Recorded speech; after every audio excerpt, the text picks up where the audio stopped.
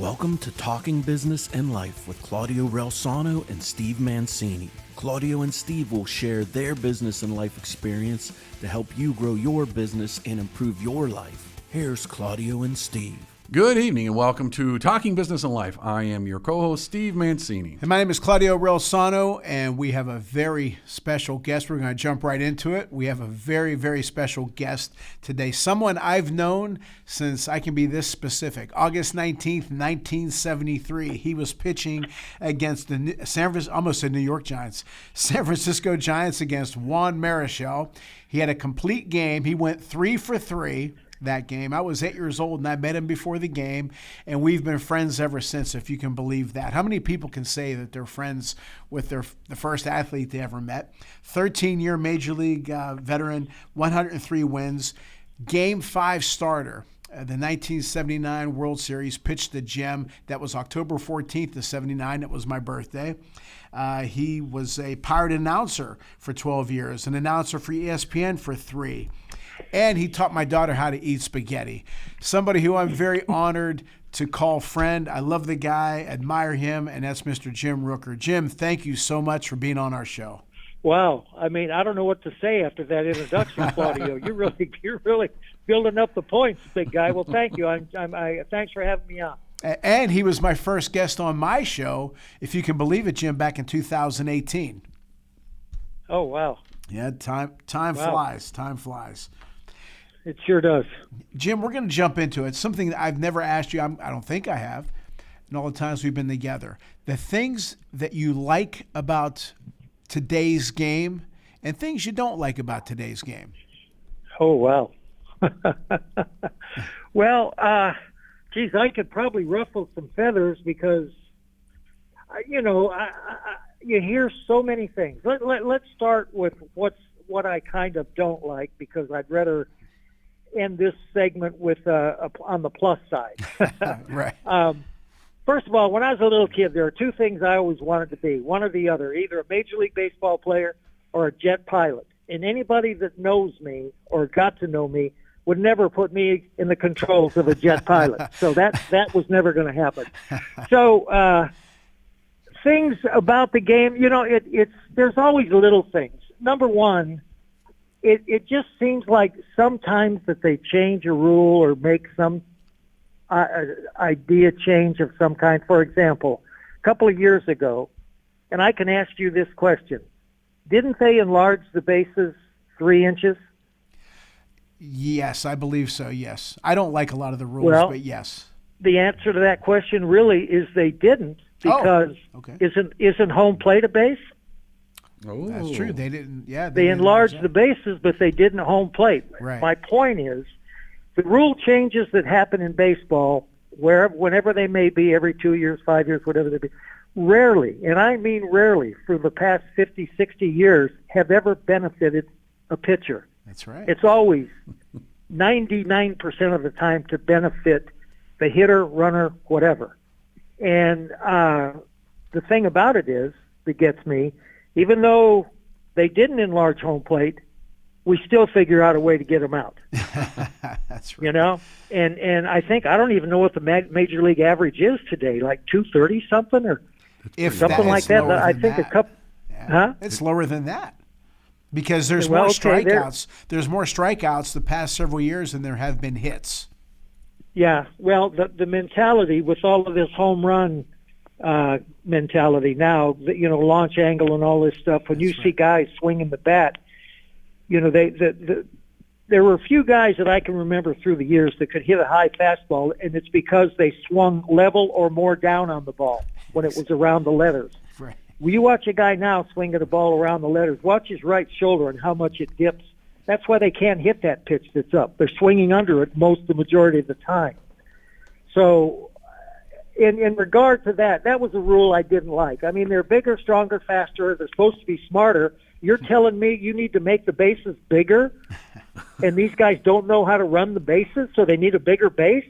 And I even heard at one time they were thinking of making 2 bases at first base, which, again, I call these khaki pantsers, these idiots that never played the game, that come up with all these ideas. Right. And they should just leave the game alone. let them play. Your talent's going to show whether you're good enough or not. And to let these meatheads make these decisions, and I'm, you know what? You got to be careful with me, Claudio. I could get carried away and go cuckoo. So. I've heard you before. I know. Thing. Yeah, well, the ghost runner is second base. And then that? I think last year you used it during the season. They don't use it in the playoffs or the World Series. Right. What kind of a setup is that? If you're going to have a rule, you use it for the whole. Again, the idiots that run the game and make the decisions are complete idiots in my mind. And here's one from a pitcher standpoint. If you watch a game today, tonight, tomorrow, whenever, watch how many times the catcher, let's say you've got a right-handed batter up there, and the pitch is inside to the hitter.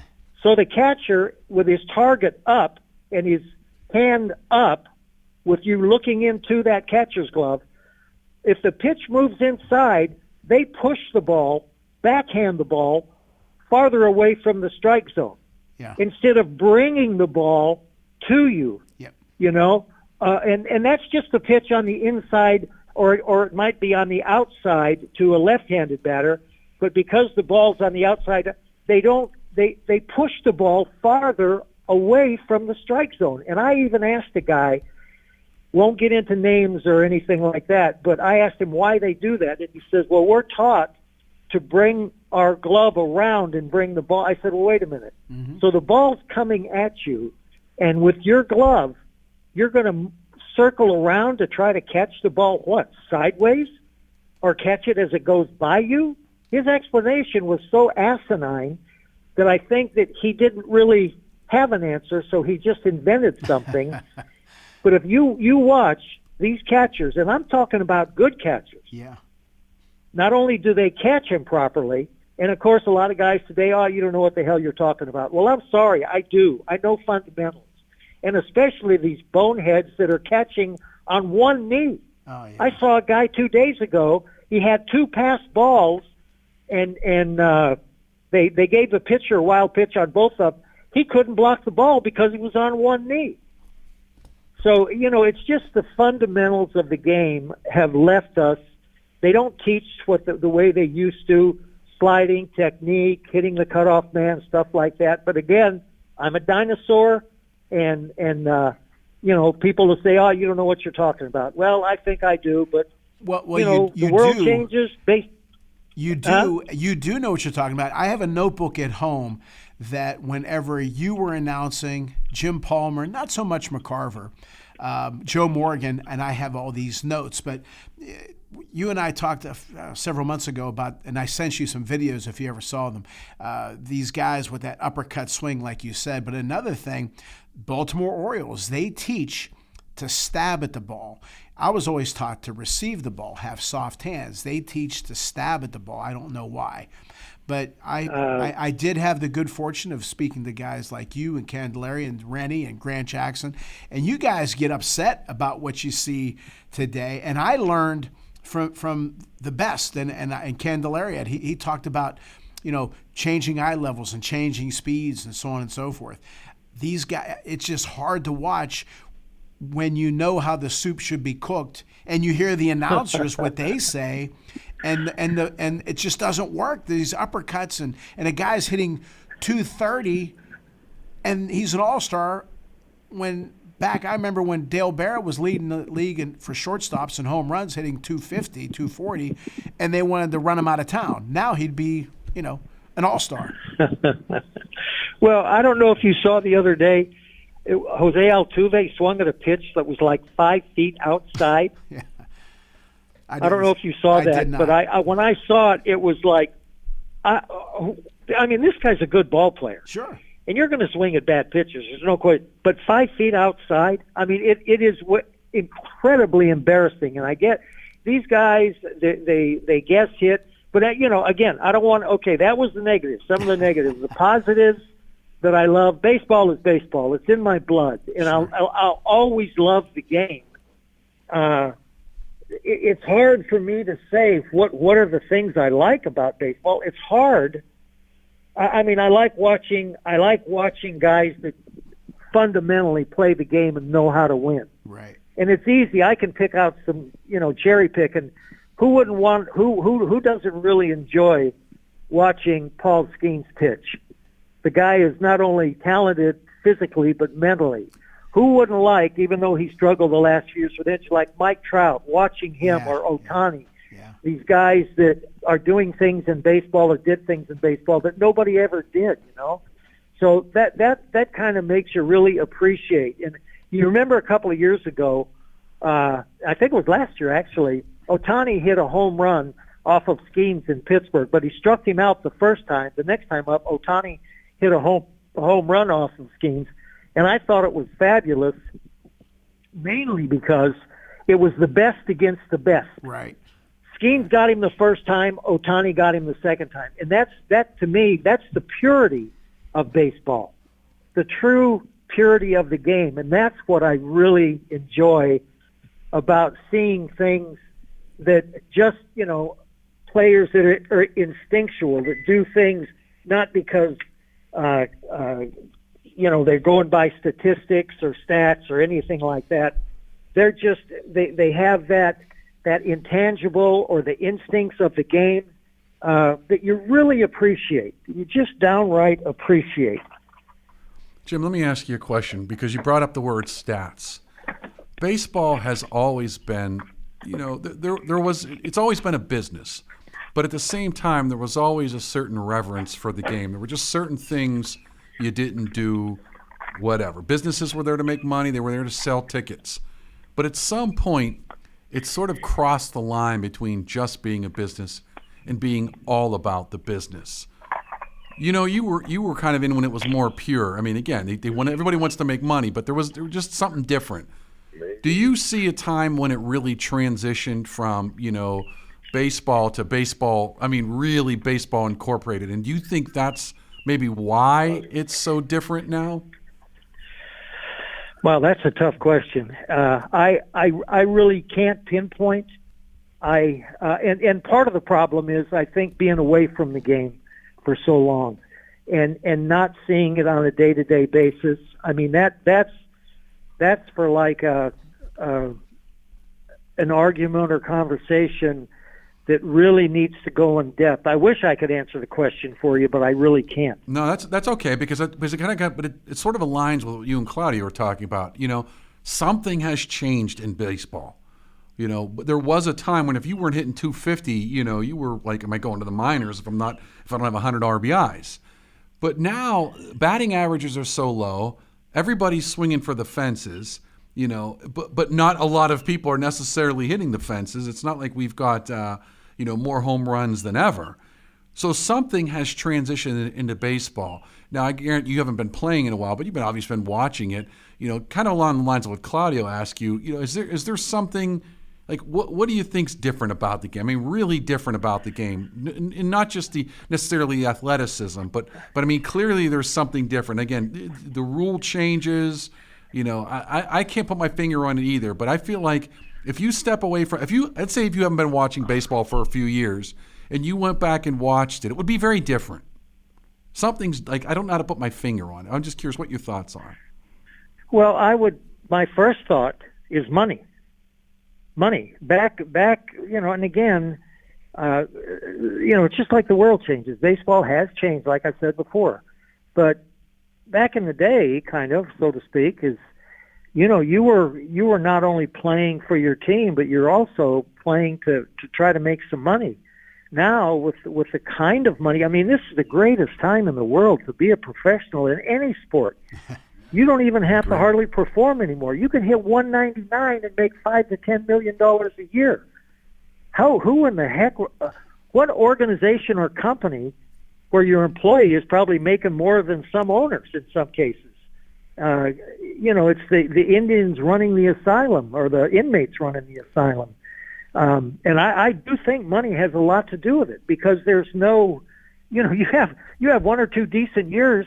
All of a sudden you get a general manager say, here's our answer. But I don't think there are a lot of stupid general managers as far as I'm concerned in the major league. They'll give a guy a big contract after his second or third year of having maybe one good year out of three and thinking, okay, now here, this guy's going to take us to the promised land. And all of a sudden, the next year or two, he doesn't. There are no guarantees in sports. Just like when you run a business, you go by the numbers. You look at the bottom line. If numbers aren't there, you've got to change something. In baseball, I mean, you look at the guys. Look at some of these guys that sign these huge contracts and flame out. I don't think some of these general managers that have that job are smart enough. I don't even know how in the hell they got that job to begin with. Agreed. But I won't name names, but I'll give you a good example, in my opinion. You've got a guy that, let's say, plays for the Atlanta Braves, and they have a darn good team. They have an organization through the years that has done, really good things and all of this stuff. And all of a sudden, another team decides to sign this guy and give him, let's say, $20 million. And I don't mean by today's standards. Now, I'm going back. That's why I'm saying that's how, in my opinion, how the money's changed. What this guy didn't, I don't think, comprehend was that player who played for Atlanta coming to this other team who they think he's going to take us to the promised land. We need some real help here. Well, that team kind of stinks up the joint a little bit. One guy isn't going to make the difference. Meanwhile, he comes over there, doesn't do squat, gets his $20 million, and he's an average player. But when he was with Atlanta, a much better team, hidden kind of in a lineup where he doesn't have to produce like they need him to in this other town, and he just can't get it done. He's not a guy like you take Dave Parker, Willie Stargell, guys like that. They could carry a team. They could carry a team. Or Mike Trout could carry. And I'm talking about everyday players. They could carry a team for a week or two, and then all of a sudden the other guys start chipping in, and then it becomes hitting becomes contagious, and all of a sudden you got that train going in the same direction. Once you start a train, it's pretty hard to stop one. You can slow them down, but it's pretty hard to stop them. And so I personally think that money has been the biggest detriment in the game. They're supposed to be bigger, faster, stronger, and all this.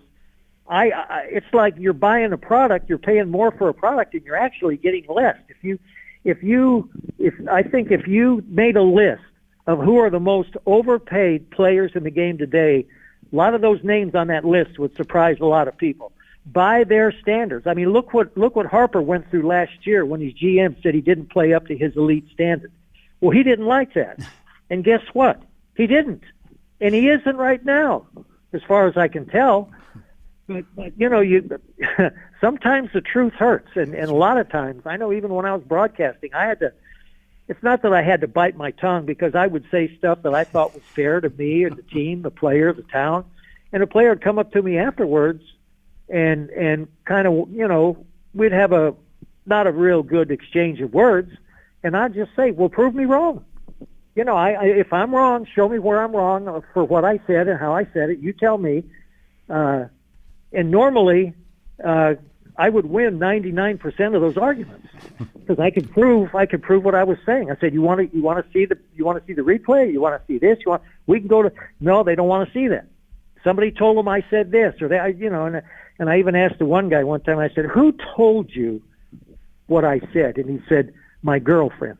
Oh, okay, that makes a lot of sense. I said, "Let me ask you a question. What does she know about baseball other than what you have ever told her?" He looked at me and he says, "You got a point there," and he walked away. He knew he was wrong. So it's just, they're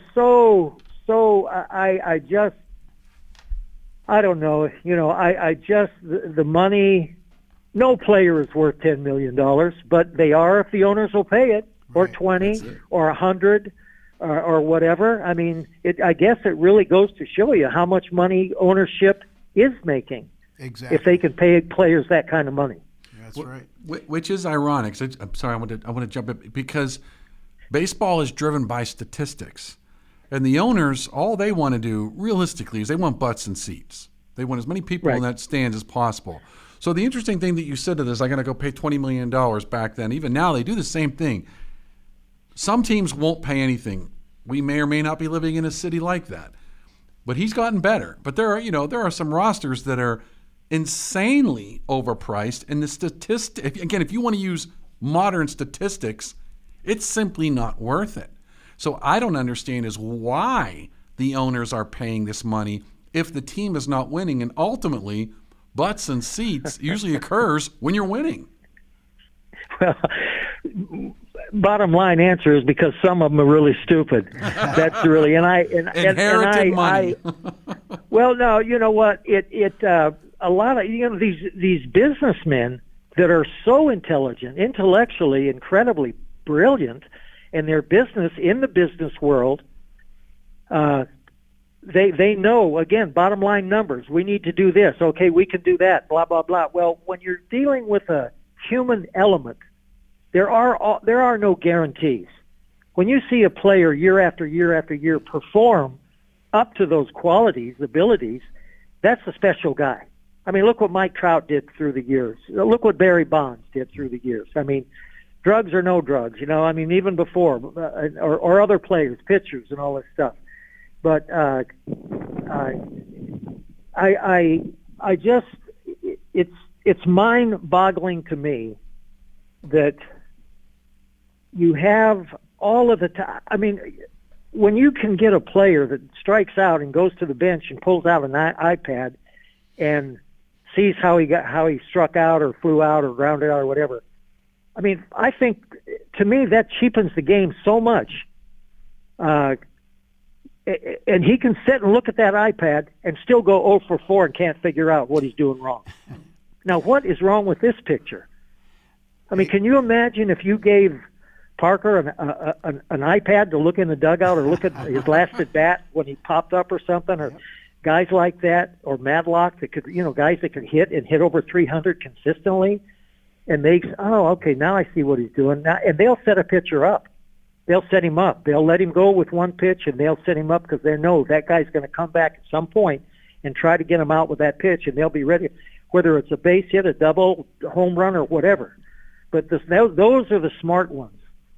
So it's just, I mean, that's what I love about baseball, actually, is when I see a hitter do things to a pitcher or vice versa. And I love to watch pitchers, especially ones that aren't afraid to pitch inside, which is a rarity, I think, in today's game too. But it's just there's so many good things about the game, but there are so many bad things. Not so many bad things, but enough bad things that excuse my language. I get so pissed off that I have a hard time watching it.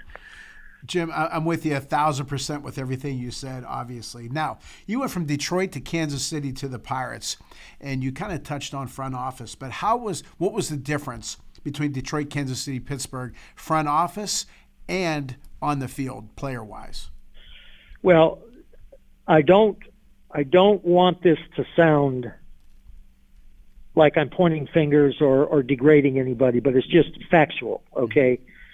When Kansas City, the expansion in '69, they brought in a general manager that hadn't really been in baseball for a long time. They hired a manager that had been out of the game for 20 years. 20 years. Joe Gordon. I like Joe. Joe was a good guy, but he'd been away from baseball for 20 years.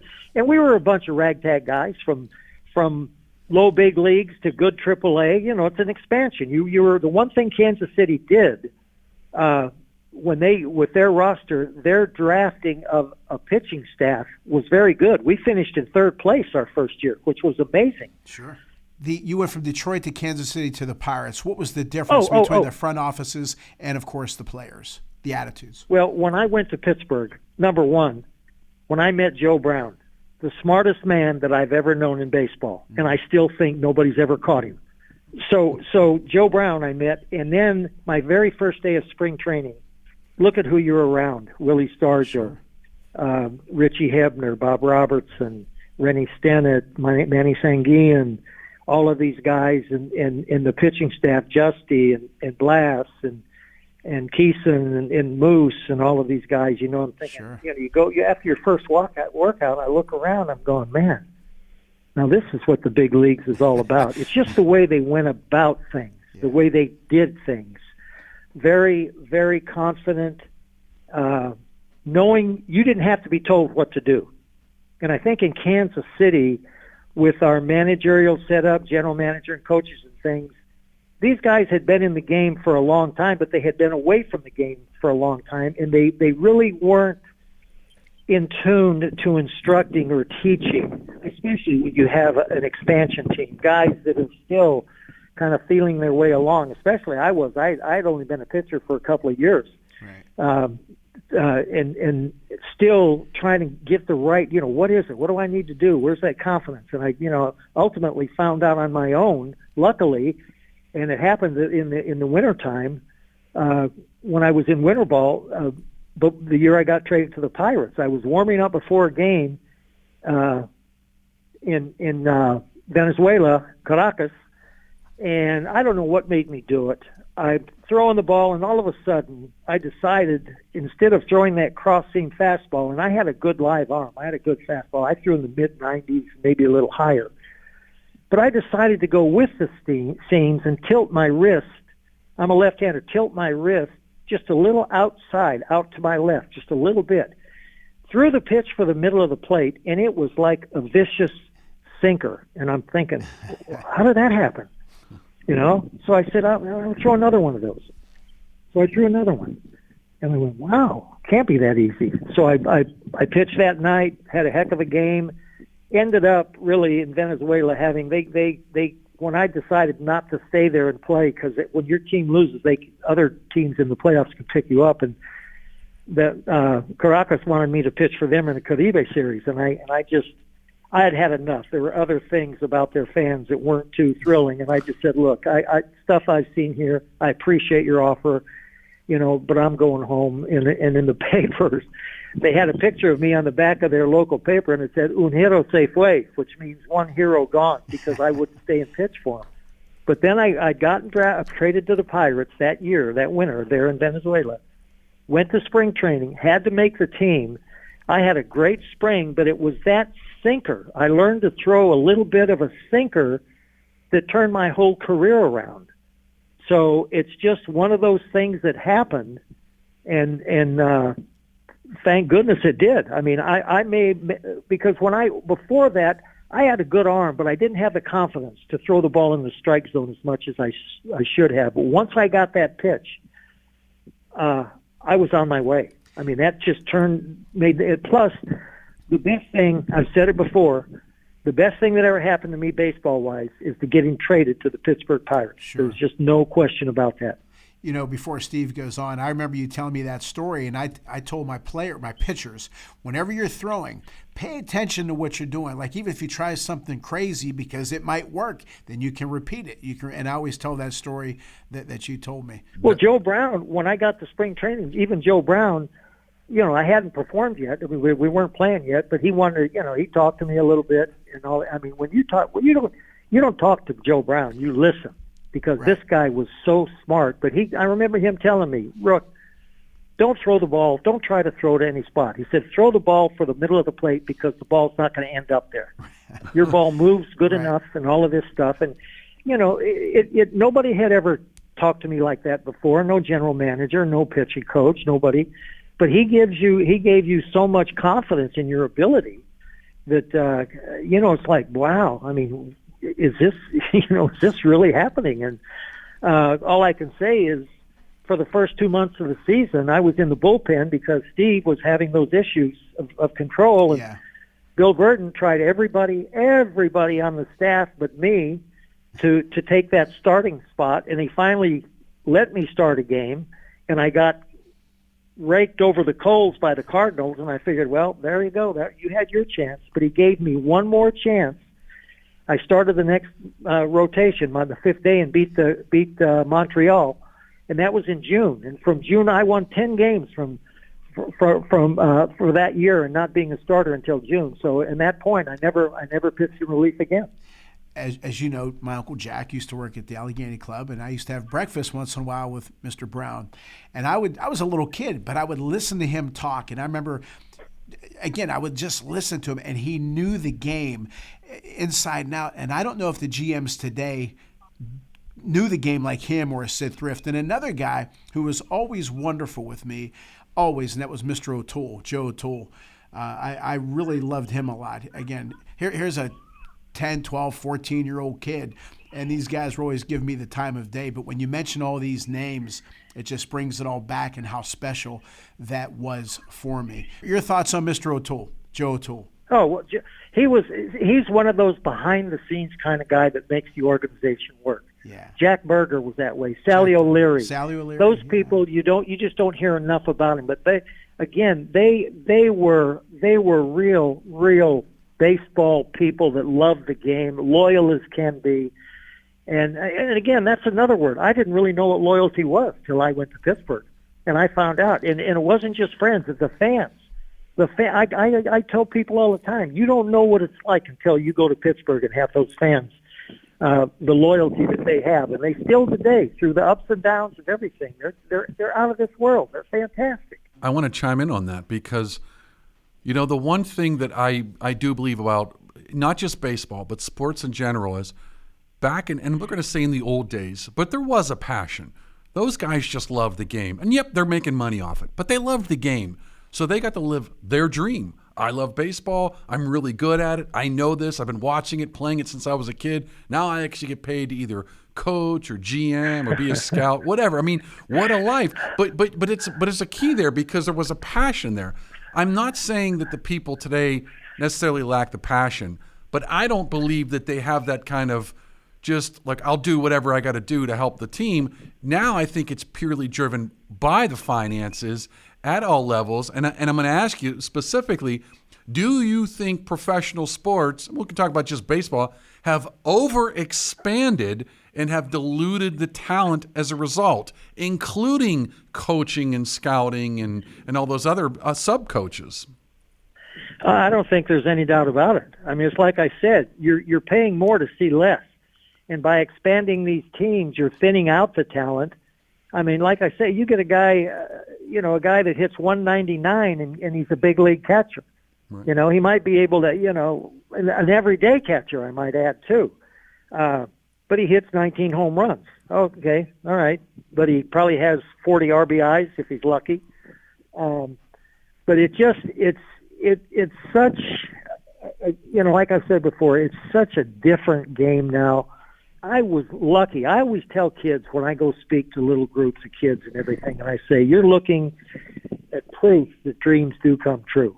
This guy standing right here dreamed about being a Major League Baseball player, and my dream came true.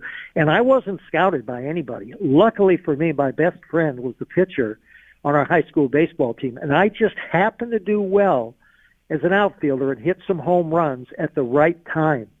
And when Milwaukee and Detroit, those were the two teams that approached me, asked me if I wanted to sign to play baseball, and I said, "What do you mean?" Because I hadn't thought I was either going to try to go to college or go in the military. I didn't think that I had any kind of talent to be, even though I wanted to be.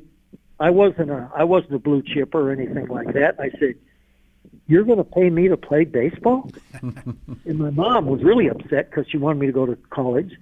But I went ahead and signed, and I struggled. I was a pretty good outfielder, and I had some power. I hit 19 home runs in the Northern League one year. One of them, by the way, 450 feet that they measured.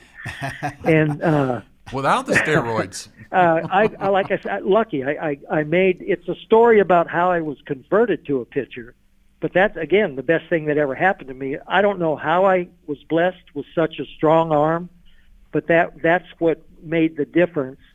The fact that they saw something in the fact that I could throw the ball as well as I did. It took me a couple of years to catch on, but my first full year as a pitcher, because they messed around with me for a year or two when I was with Detroit, I won 12 games in the Carolina League, and at the end of the year I got called up to the big leagues. And I'm thinking, wow, you kidding me? So it's just when you get older, you think about all those things. And I remember my nephew, he was like a Rain Man of baseball. He could tell me anything and everything about the sport. And he looked at me and I used to give him and his brother all kinds of baseball stuff. And he said, Jim, he said, it seems like it was just the other day all that happened. And I looked at him and I said, it was just the other day. That's how quick time goes by. That's for sure. And I think as you get older, like me, an old fart, you tend to hang on to things a little more that are important to you. And for me, it was baseball. I on occasion think back to the good times and some of the bad times, the ups and downs, and I think the downs make the ups really more appreciative.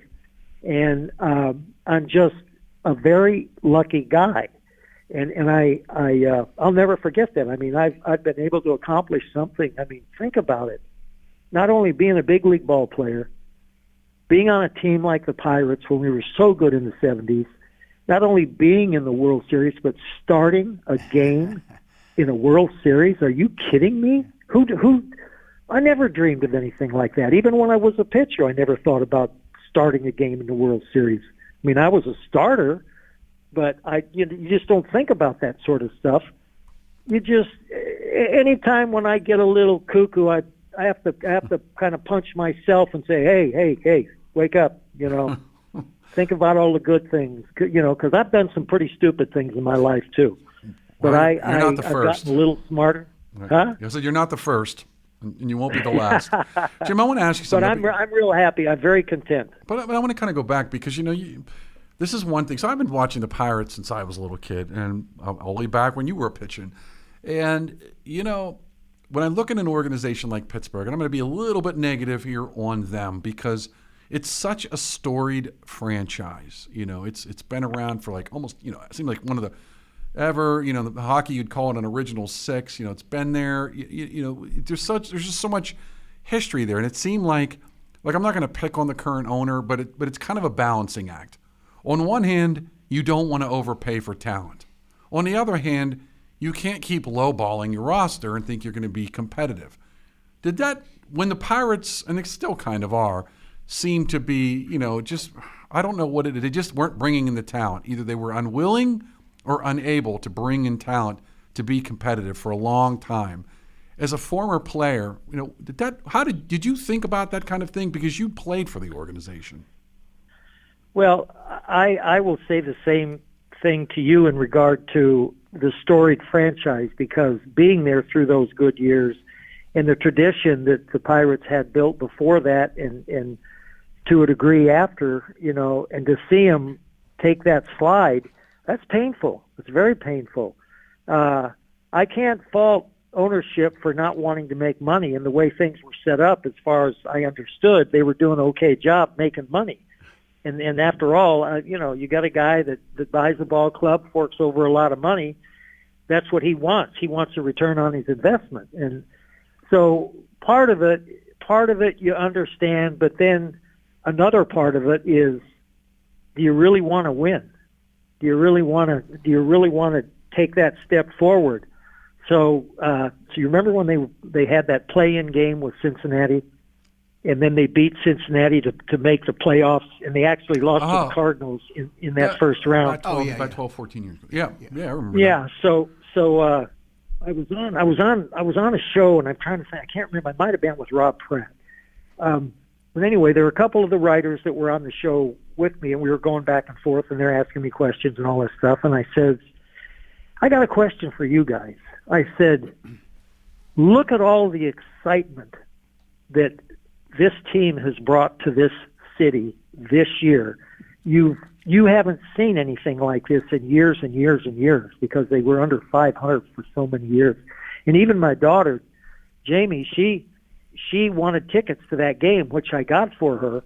And she said to me after the game, she called me because she's Pittsburgh, I'm living in Florida, and she said, Dad, I've never seen excitement at a ballpark like she said it was the craziest thing. I said, well, now you know what it was like in 1979. That's right. And I just was having this conversation, and I asked these guys, let me ask you a question. I said, do you think now that Mr. Nutting has seen what excitement and really generating more money to see butts in the stands, how it enhances the amount of money you could make with a team? Do you think he'll open his checkbook? And I never even got checkbook. They both said no immediately. And Before he I didn't. even, I figured And he he would, didn't. open up the checkbook, get some more players, and let's go. And they both said no, just like that. No, it's funny because I think surprised. a year or two later, I think a lot of that team was gone. Claudio can It might check the be. stats, It could be. I think I it was a can't couple of remember. years after they. So when they made that wild card, I think they had a decent one next year. Maybe They were and maybe one player away, and then instead they just they blew it up. cleaned house. Jim, somebody who I think is incredibly underrated, and I liked him a lot, and he was always great with me, and I know you loved him. Describe to our listeners who Chuck Tanner was professionally and personally. And I think he's underrated. I think he should be in the Pirate Hall of Fame as well as, and no offense to Jim Leland, but for my money, I thought Tanner was better. Yeah, well, Leland kind of had to build a foundation. He had to start more from the bottom and work up with the type of team and players he had to work with. And Chuck had an established team, but he was the right kind of manager for that team. You could have brought in another manager that could have completely failed with that ball club. He knew how to handle these guys, who to get on, who not to get on. And it was, to us, it was kind of interesting because the guy that Chuck used to beat up on most of the time was Phil Garner. And the reason he did that, and Phil caught on real soon. If Chuck got mad about something, and you know, he would let it be known, and he might say something to Phil in front of another guy or whatever, and Phil would just take it because he knew Chuck. He had to pick out a guy because you had guys like Parker and Stargell and Bill Robinson. You know, I mean, it wasn't a black-white issue, but he wanted everybody to know that everybody was going to be treated the same. Right. So on occasion, he kind of ripped into Phil, and we all knew what was going on. And Phil, as smart as he was, he caught on right away. But Chuck also never managed by the so-called book. And of course, to this day, nobody's ever showed anybody the real book. Who wrote the book? Because there isn't one. Yeah, who wrote the book and the percentages and all that stuff. Chuck was a gut manager in a lot of cases. He manages on his gut feeling as opposed to statistics. He couldn't probably manage today with the stuff they do now. Agreed. In fact, I remember in spring training one year, Chuck said he had got the pitchers together, and he was thinking at one time about, with his starting rotation, every pitcher, he wanted 3 starters a game. So go 3 innings apiece. And we all kind of looked at each other, and I don't think it was me. It might have been one of the other guys and say, well, wait a minute. You've got to pitch 5 innings to get a win. You know? I know Blyleven liked that idea. I know Blyleven liked that idea. Yeah, that would have went over like a, yeah. But he was ahead of his time, I think.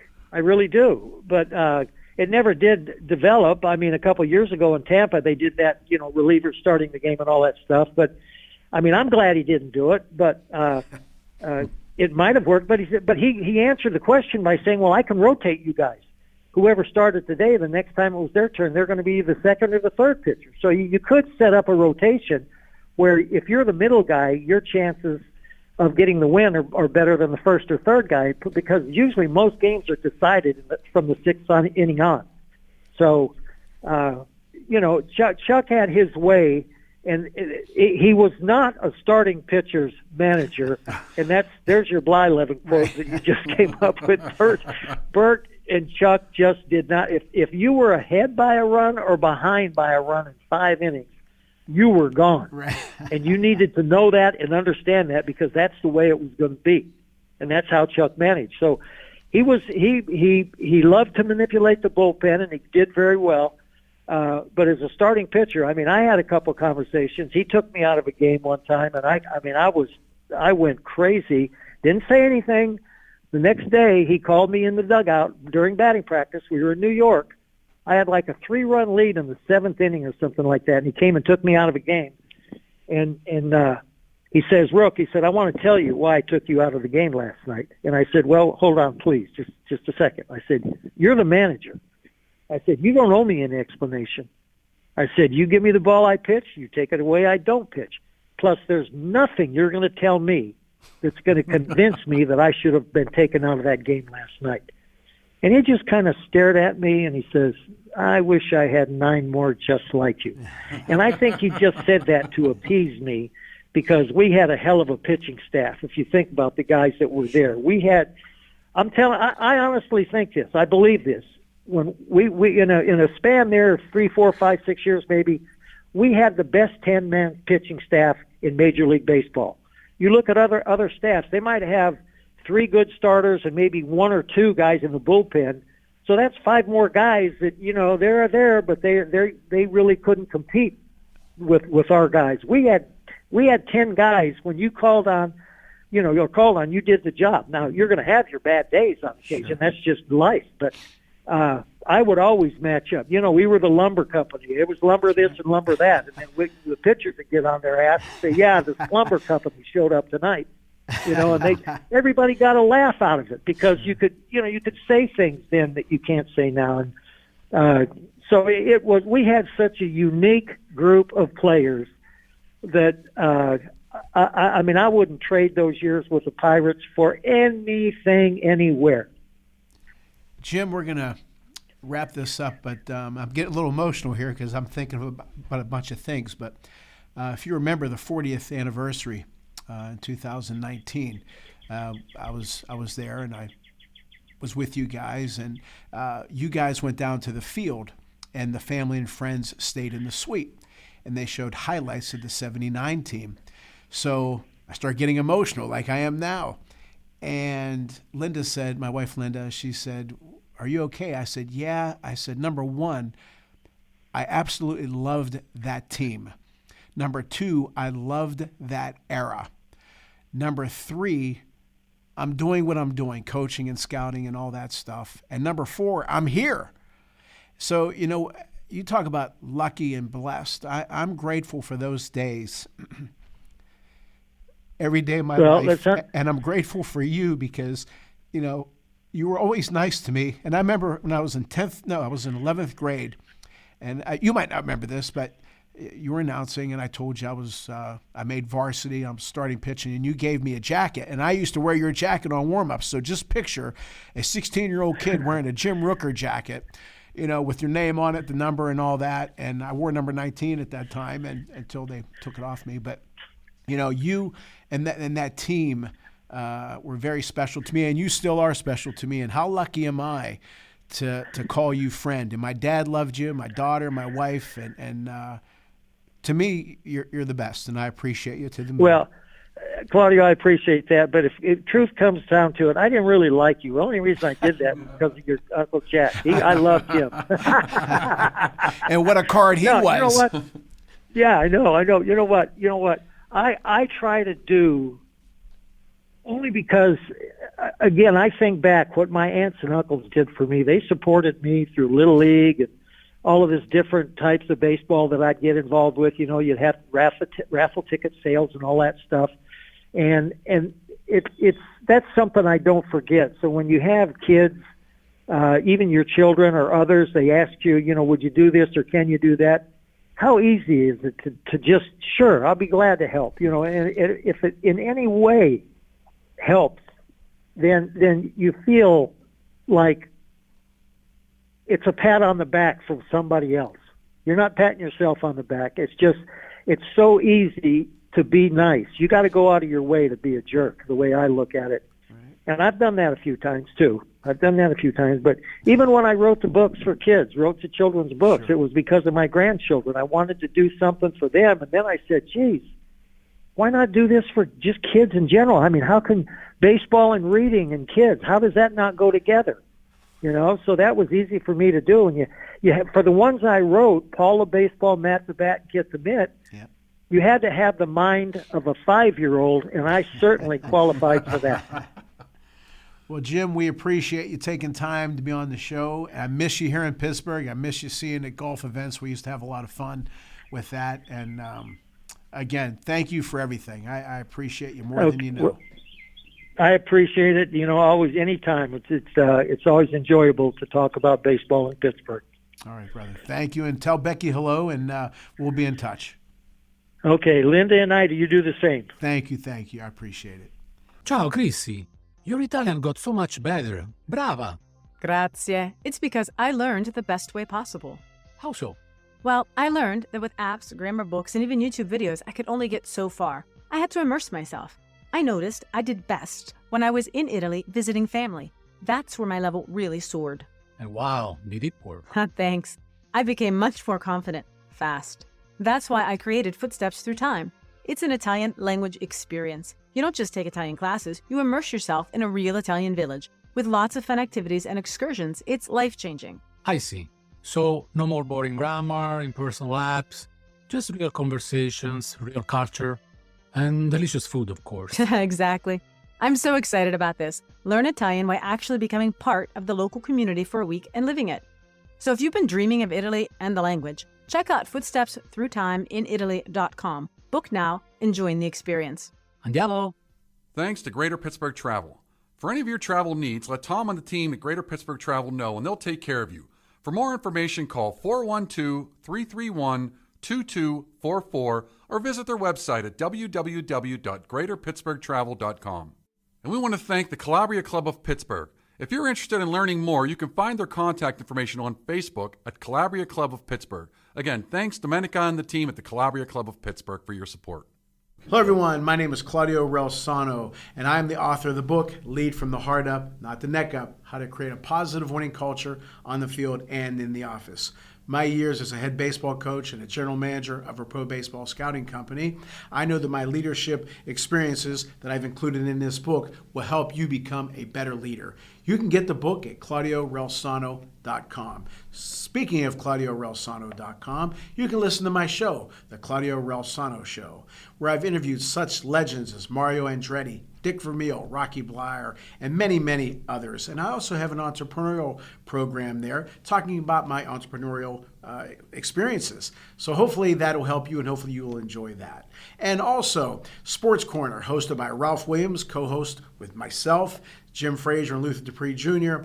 We appear on 92.5 FM, 1250 AM, The Answer, Salem Radio, every Saturday here in Pittsburgh, 2 p.m. to 3 p.m. I hope you enjoy the show. I hope you enjoy all the shows, and I hope you enjoy my book. We'd also like to thank Chris Gonzalez from the Knights of Columbus. If you have any questions about joining the Knights of Columbus, reach out to Chris Gonzalez at 412-605-9074.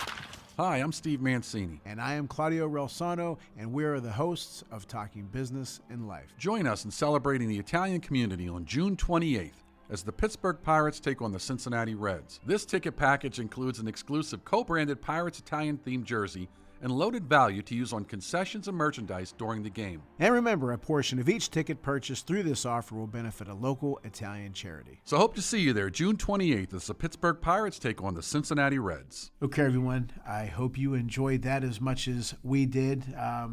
Again, when you care about someone as much as I care about Jim, you get emotional. So I got a little emotional, but that's who I am. That's my mom used to say, never speak from the neck up, speak from the heart up, and I certainly did. And Jim gave some great stories. And the thing, Steve, when he brought these names, he mentioned some of these names. Those are the guys I grew up watching, and there was that team. What a personality, that you don't see today, in my opinion. And I told Jim this in front of his restaurant. He had a restaurant, very popular restaurant called Rook's in Ambridge. And you know me, I remember things. Right in front of the door, I said, Jim, when I was 8 years old, I went to that first Pirate game, August 19th, 1973, and I knew what I wanted to do with the rest of my life. I don't know if I was 8 years old now seeing these guys, if that'd be the same. I don't know. Maybe I'm wrong. But I still love doing what I'm doing. But that era for me was just very special. I want to say something real quick because you know what? Because I grew up on a lot of the same things. Sure. I'm a few years younger than you, but not much. But I do remember some of these guys. And, we've talked about everything from boxing to, football to and you know what? It's a shame because I get it. It's just sports. Okay, I get it. But at the same time, when you're younger, sitting in front of the TV set with your family, with your dad or whatever, it's not just sport. It's the moment, and the moment includes the sports. And that sports becomes a part of your moment. Well said. Becomes a part of your memories, and that's why it matters. The problem now is these guys are so. I'm not going to say all of them. I will not cast a blanket on all of them. But let's just say that there are too many. And there's not enough good guys. They're just there, get paid, get out. That's what they want. And the problem with that is they don't understand the positive impact that they could be having on someone's life. But they choose to I just want to get mine and get out. Okay. And you know what? There's a detachment. And what is sports? That's why I asked. It's all about money. There's no characters. You think about, like, let's go back to boxing. Let's think of some of the characters that you would see by rings, even the guys on ringside. That's right. You miss some of them announcers, and it's like, it just doesn't exist anymore. No. And then when it does, it's too fake.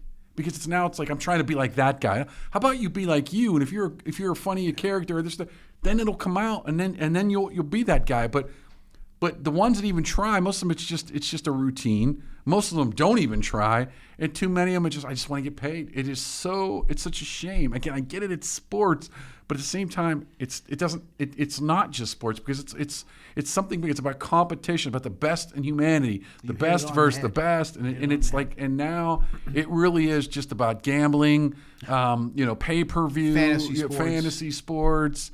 And it's just from the neck up. Yeah, exactly. It's from the pocketbook up, and that's right. and there it is. But you're right. These guys, that's why I like these kinds of interviews. That's why I like people like him. I don't even know the guy, and I can tell you right now, I was listening to him talk, I'd be like, he's got to be a great guy. Oh, he is. He's got to be. Again, how blessed and lucky was I back then, going to the locker rooms and experiencing what I experienced. It was fun, for sure. It's always I'm good not going to get through that Hall of Fame speech. You know that. I know. That's Okay. okay. It's always good to know somebody that can let you in to get all those autographs. Yeah, so there you go. Okay. Well, again, I hope you all enjoyed that as much as we did. It meant a lot to me to do that. And we're going to have another interview soon that I'll probably get choked up again. Jimmy Birchfield, he is the founder and president and owner of Classic Entertainment and Sports out of Rhode Island. He has promoted many championship fights, and one of the, in my opinion, pound for pound, to borrow a boxing analogy, the best promoter out there. And I love Jimmy, and he's going to be on soon. So, Steve, appreciate you always giving me a chance to be a partner here with you. And again, as always, thank you, Mom and Pop. Thank you for listening to Talking Business and Life with Claudio Reilsono and Steve Mancini. Tune in next week for more impactful business and life experiences with Claudio and Steve.